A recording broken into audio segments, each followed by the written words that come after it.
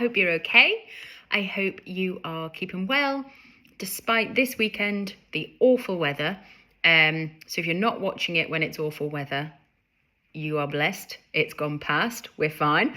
But yeah, I hope you're okay. I am going to just speak to us really quickly about peace and peace at Christmas. It is a crazy busy time. So I'm going to try not to keep you for too long so that you can catch this and watch it in amongst the busyness. I wrote, I don't know if it was last year, maybe the year before even, a blog post about the crazy busyness of Christmas. So have a flick through and have a read over that if you never have before, if you have and you need a reminder in this festive season. But I'm going to just quickly talk about peace at Christmas. I've seen a lot of Christmas cards that say peace on earth, a lot of gift bags. You hear it said maybe in your carol services and things. And I don't know about you, but all of around us feels like chaos.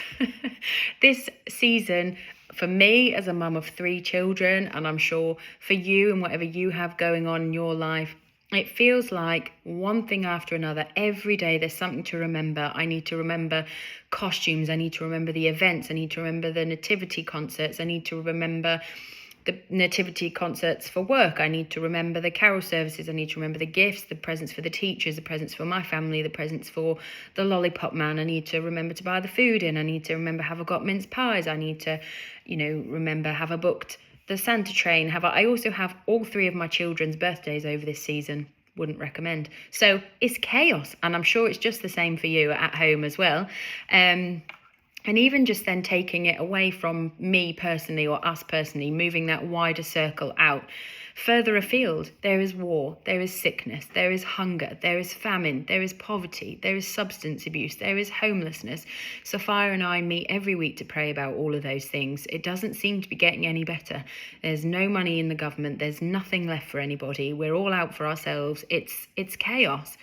And we try to wrap our heads around it, and we try to understand it, and we try to find peace in our own lives, and we try to make peace with who we are as our authentic selves as people. We try to find political peace, and we try to follow what's going on there, and all of these things are going on. And I don't know about you, but peace on earth seems too far out of reach. We kind of struggle to be at peace with ourselves. We regret mistakes that we've made. We struggle with things that we've said or done over the years, or when we're stressed, or when we're worried, or we worry about our finances, or we worry about our children, or we worry about our parents, or we worry about our friends, or we worry about church, or our jobs, or politics, or the state of the world, or relationships. The list is endless. As I'm saying it, I could just keep going the whole time about all these things that we struggle with, and we struggle to find peace with, and we worry about, and we long for peace. I don't know about you, but I just want to live a peaceful life. We long for it. We crave it. We try and carve it out in our lives and in our weeks. And if we can't find it and it's too overwhelming, we shut off and we keep ourselves to ourselves, and I just need a minute. I just need a bit of peace and quiet. And we want that, and we want peace in our relationships with others and peace with who we are. And some people are desperate to find that through dating, through a partner. Some people are desperate to find that through friends, through family, through reconciliation, maybe with friends and family they've fallen out with. Or some people, if you're anything like me, completely avoid conflict at all costs. And then we're not at peace with ourselves because we think, I wish I would just tell that person that upset me. Or we might even go the other way and say too much and explode when we're hot-headed. We might get frustrated with others. We might get frustrated with ourselves. We get cross at the mistakes that we make, or that others make, or that the government make.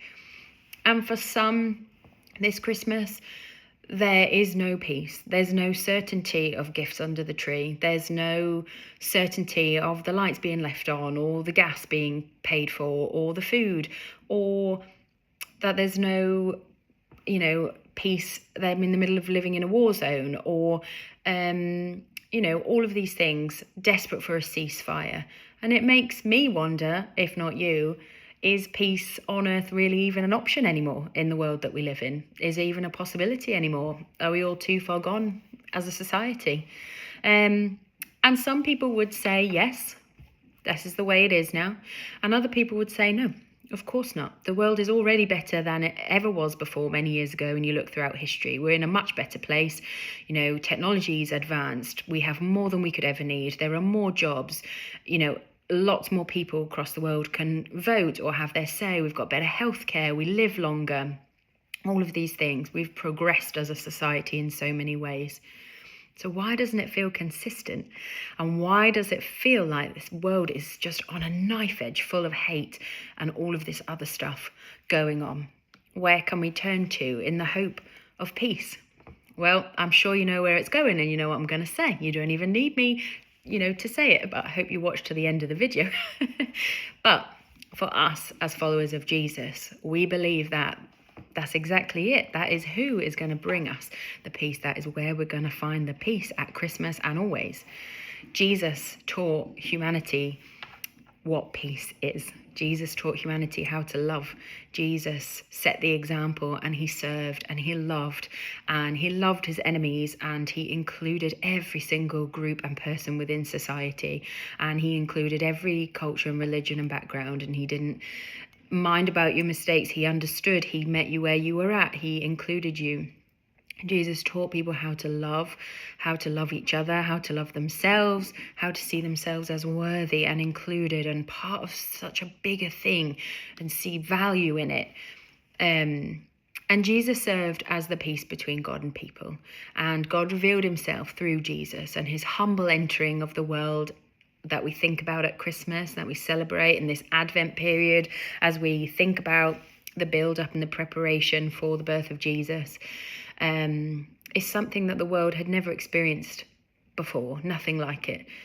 And I do believe that we find peace amongst the chaos with Jesus, that we can find peace within ourselves, that we can find peace within our relationships, that we can find peace with others, that we can bring then that peace and that healing to others around us and to the world around us.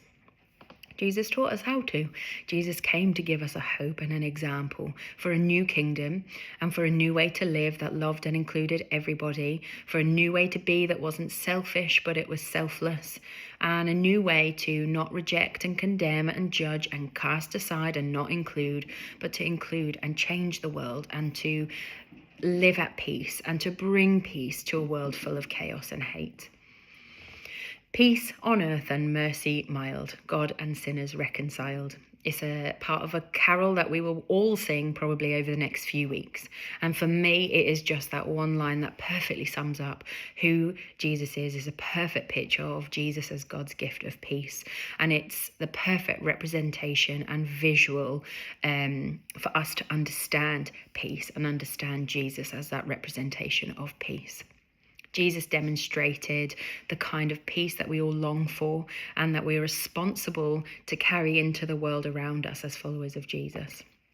So, as we all take part in this absolutely crazy next few weeks, I just pray that you find peace, that you reconnect with peace, that you find it, that you connect with it, and that you then bring that peace to those around you. I hope it goes well for you this next few weeks. I hope you find those pockets of peace in amongst the chaos, because they are there, and bring it to others around you. It's the perfect opportunity at Christmas time. So if I don't see you before, have a great Christmas. If I see you at the Carol concert in a few weeks' time or at Church Around the Table this week, I will give you a big hug and say hello and ask how it's going. But if I don't see you, have a lovely Christmas and remember to find peace and bring it to those around you. Merry Christmas.